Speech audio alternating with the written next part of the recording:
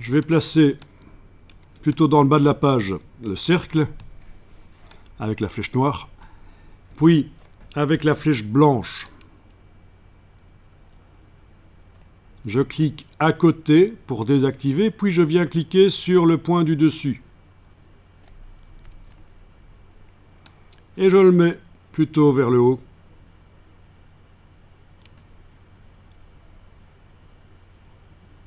Ensuite, avec la touche,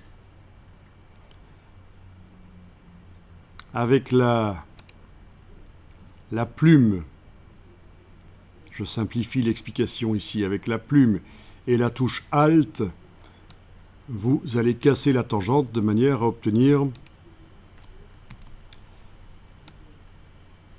Voilà. Donc je répète, on était avec la flèche blanche, comme ça. Avec la plume et la touche Alt, je vais casser là. Voilà. Touche CTRL pour récupérer la flèche blanche. Je fais réapparaître la tangente qui restait là. Et avec la touche Alt, je vais aussi la casser. Voilà. Touche CTRL. Voilà. Donc ça, c'est la feuille. Et alors, elle peut être assez symétrique, il n'y a pas de problème.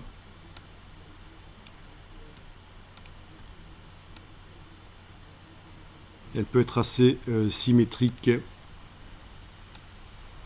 parce que nous allons pouvoir lui donner la forme qu'on veut en fonction des traits qu'on va faire avec cette brush artistique. C'est à peu près symétrique ici.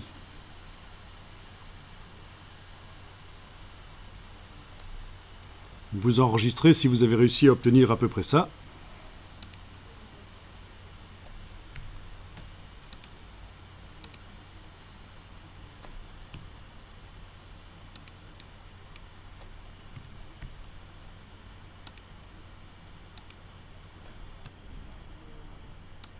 Je vais aller double-cliquer ici sur le calque pour que les vecteurs soient dans une autre couleur que le bleu parce que je n'arrive pas à bien voir. Voilà, ils sont rouges. On voit un peu mieux. Ok.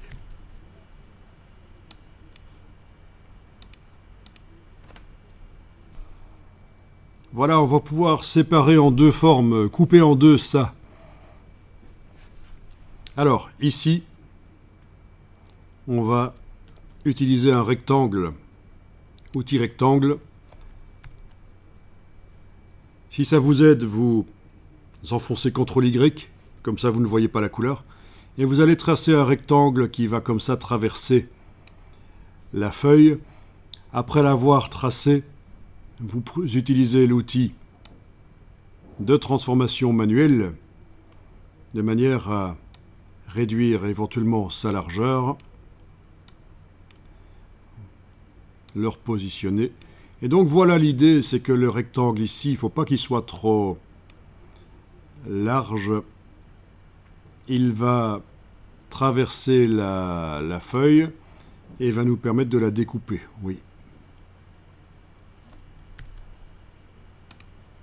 Donc voilà ce qu'on a. Il y a différentes manières d'obtenir ça. Ce qu'on veut obtenir, c'est-à-dire deux parties de feuille, mais en voilà une manière.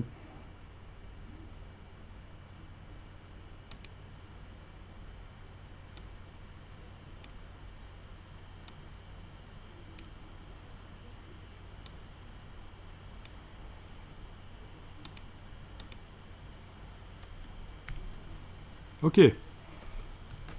Vous avez les rectangles qui débordent par le haut, au-delà des limites de la feuille.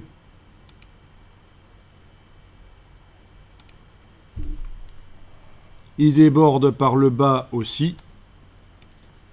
Parfait. On peut sélectionner les deux formes et demander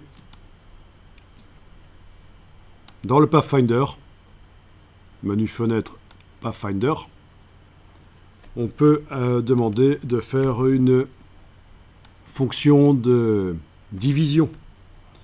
Oui, il y aurait aussi peut-être des fonctions de soustraction possibles, celle-là ou celle-là. Les deux sont possibles. Je vais prendre une fonction de division ici, voilà. Alors, CTRL Y, voilà ce qu'on obtient. Avec la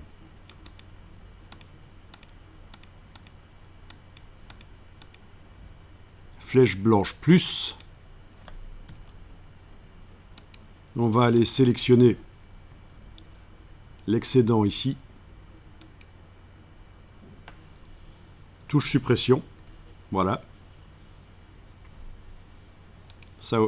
Ça aussi, toute la forme du centre.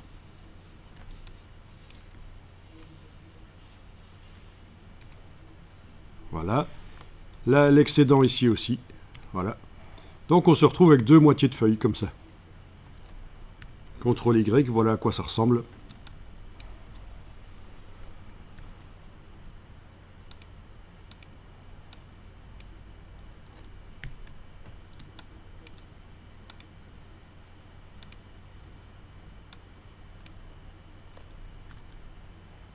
Donc les deux formes, la feuille et le rectangle, se sont divisés.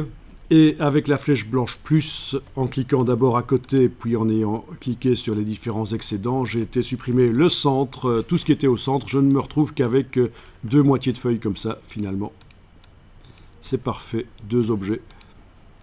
Oh, on aurait pu aussi, par la palette des calques, jeter les objets à la corbeille de la palette des calques en ouvrant ici et en jetant les objets en trop dans le bas de la palette des calques.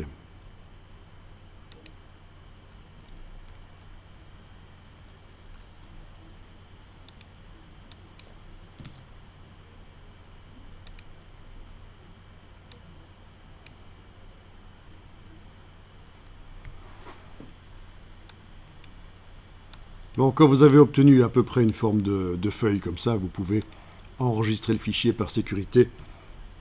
Vous enregistrez.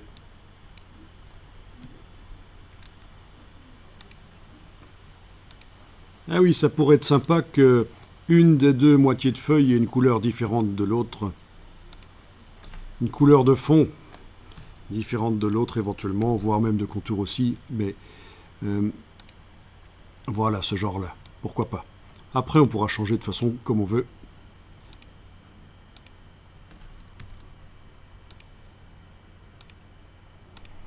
Voilà, bon, ce genre-là. Un peu plus de richesse visuelle. Après, ça reste des choix artistiques. Là, on est là pour voir la technique, pour arriver à produire du graphisme